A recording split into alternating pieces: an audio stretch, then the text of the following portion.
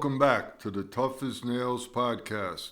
We're here today with Matt Burke, one of our guys. Good to see you, Matt. Good to see you too. Thanks for having me. So we have the second annual Fishing Derby coming up, so tell us about it. Yeah, so on May 10th, we will be having the second annual Angling for Education event. Last year was a huge success. We have tons of people already questioning when it's going to happen, how they could donate, what they could do to contribute towards it. It was a fantastic event. In a very short amount of time, we put it together, and we had over 100 people at the event. There was over 250 fish caught. We gave out $5,000 worth of donations towards award winners, and every child that attended that derby that day left with a prize, which was the best part.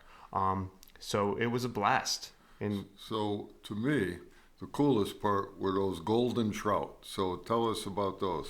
Yeah, so we stocked some golden rainbow trout, and a lot of you might not know, but that is a very rarity. It doesn't oftentimes happen that you see a golden trout in any body of water. And the reason for that is because from a biological standpoint, they're not selected for in nature. Since they're golden, oftentimes it puts a target on their back and predators take them right out of the water. But in our waters, we had them stocked, which made it so much fun. The kids and the adults were chasing the trout all day long. And not only that, if you caught one, because there's only a select few we put in, it was an automatic prize off the prize table. And, contrary to a lot of the beliefs here about the Naugatuck River, is that those trout made it a very long time in our watershed. And you can prove that? Why? I can prove that because I went back and caught them myself. Right? How much later? So we stocked them on May 16th, 2024, and I caught one back in November. And then another one of my peers caught one in December. So I wouldn't be surprised if they're sitting here right now in our watershed still. In addition to that, right, we had a huge drought this fall, which, caused the hatcheries to cut back on a lot of their stuff, and the water flow in our river dropped dramatically. And those fish made it through the drought, in addition to finding the right nutrients to stay alive during the entire summer months. And tell us about how the river is going to be this year from a stocking standpoint, survival, and otherwise. Right. So this year, the Naugatuck River is, and I say it every year, it's the best fishery from the beginning of the year till about June. There's not that much pressure on our waters. We have tons of fish put into it. We have wild fish that hold over. And not only that, we do salmon too. So we did a salmon stocking with the Naugatuck High School Fishing, Conservation, and Hiking Club back in December, where we put in some 42-inch salmon as well. And I wouldn't be surprised at all if you still were able to catch them this time of year. But the watershed itself is healthy. A lot of people think that due to the urbanization of the area, that the watershed has depleted, which it did, but it's on a huge comeback right now. And you're finding mayfly hatches, you're finding tons of aquatic insects at the bottom. I went fishing the other day and I just picked up a rock, and underneath the rock I saw 20 caddis that the fish are obviously consuming, and it's great. So let's bring up a new topic for the future. The Kinneytown Dam coming down and fish being able to come from Long Island Sound into Naugatuck. So tell us about that. So this is, as you guys probably know, huge news. This is huge news because it opens the opportunity to fishing to change dramatically in Naugatuck.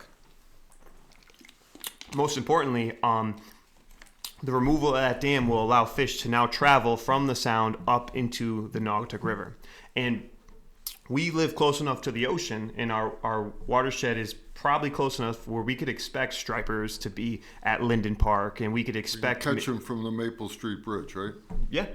Right from the Maple Street Bridge. You probably could see, eventually, this would be a huge success if we saw Atlantic salmon making their run back up the rivers as well as they do in other areas around the Northeast. But as you know, damming does a huge number on watersheds where it stops eel, and it stops salmon, and it stops striped bass, and it stops shad from making their way up the river. A great comparison of a watershed that could probably be similar is the Delaware River watershed.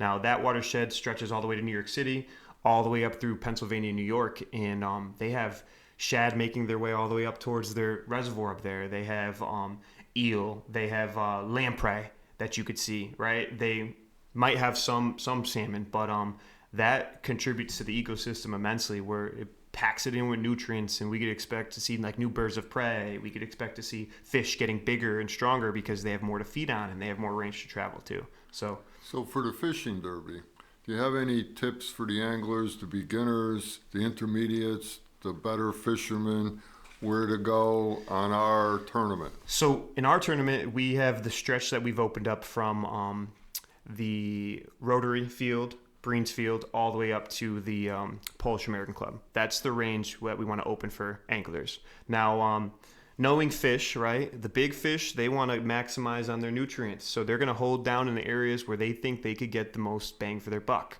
So, fishing those deeper pockets of water, fishing some more oxygenated, fast-moving water, fishing in an area oftentimes where you don't think people often go to. Those areas is sometimes where the big fish are hanging out, right? I always have the saying is that the fish are big for a reason, and they're big for a reason because they're smart, they're disciplined, and they know the difference between real and fake prey.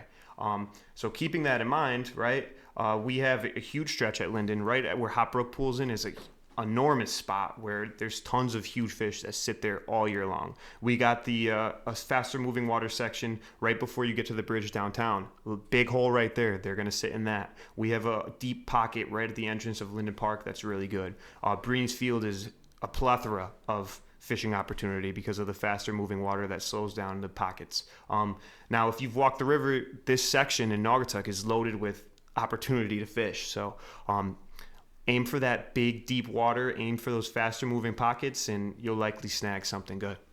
So Matt, tell us once again how to donate or get involved. So I always say this, you could get involved any way you want.